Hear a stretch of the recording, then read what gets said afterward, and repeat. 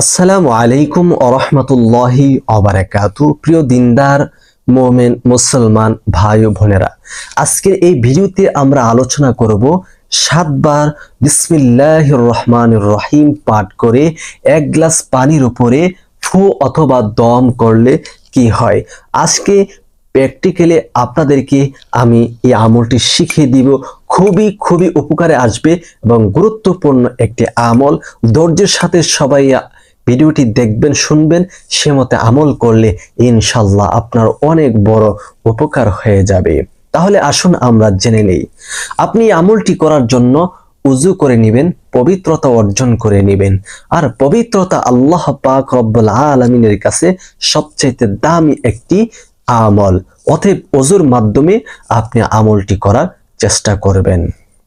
সম্মানিত দ্বীনী ভাই ও বোনেরা, এই আমলটি যখন করবেন তখন সর্বপ্রথম একটি এরকম কাঁচের গ্লাস ভালোভাবে মেজে ধৌত করে এক গ্লাস খাবারের পানি আপনি সংগ্রহ করবেন। তারপরে আপনি একটি স্থানে বসবেন। বসার পরে আপনার হাতে এক গ্লাস পানি নিয়ে 3 বার ইস্তিগফার আদায় করবেন এইভাবে: আস্তাগফিরুল্লাহ রাব্বি মিন কুল্লি যামবি ওয়া আতুবু ইলাইহি, আস্তাগফিরুল্লাহ রাব্বি মিন কুল্লি যামবি ওয়া আতুবু ইলাইহি, আস্তাগফিরুল্লাহ রাব্বি মিন কুল্লি যামবি ওয়া আতুবু ইলাইহি। এরপরে 3 বার দুরুদ শরীফ পাঠ করবেন: আল্লাহুম্মা সাল্লি আলা মুহাম্মাদ ওয়া আলা আলি মুহাম্মাদ কামা সাল্লাইতা আলা ইব্রাহিম ওয়া আলা আলি ইব্রাহিম ইন্নাকা হামিদুম মাজিদ। আল্লাহুম্মা বারিক আলা মুহাম্মাদ ওয়া আলা আলি মুহাম্মাদ কামা বারাকতা আলা ইব্রাহিম ওয়া আলা আলি ইব্রাহিম ইন্নাকা হামিদুম মাজিদ। এইভাবে 3 বার ইস্তিগফার এবং 3 বার দুরূদ শরীফ পাঠ করা কমপ্লিট হয়ে গেলে আপনার হাতে একটি গ্লাস নেবেন পানি সহ। আর এইভাবে আপনি আমলটি করবেন। সর্বপ্রথম পাঠ করবেন এইভাবে: বিসমিল্লাহির রহমানির রহিম। এই যে হাতে পানি নিয়েছেন, এক গ্লাস পানি, এই পানির উপর একটি ফু অথবা দম করে নেবেন এইভাবে।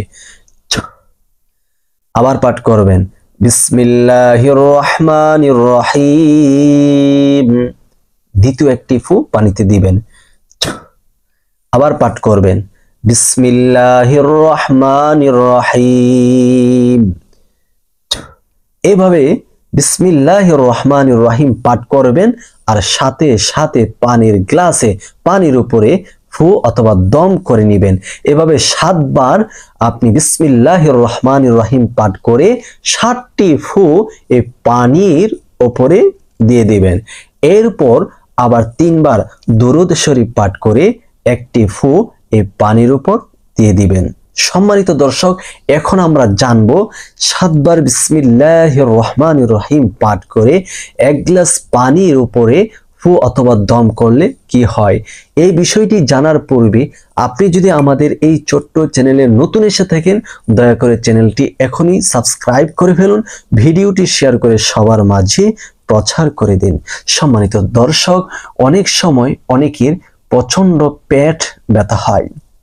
ঘরের মধ্যে অনেক সদস্য থাকে অথবা থাকতে পারে, তাদের পেট ব্যথা হয়, যে কোনো পেট ব্যথা হয়। আপনি সাথে সাথে এই আমলটি করে এক গ্লাস পানি নিয়ে 7 বার বিসমিল্লাহির রহমানির রহিম বলে 7টি ফু পানিতে দিয়ে আপনি ওই রোগীকে বিসমিল্লাহির রহমানির রহিম বলে 3 শ্বাসে পানিটা পান করিয়ে দিবেন। ইনশাআল্লাহ সাথে সাথে কার্যকারী হবে।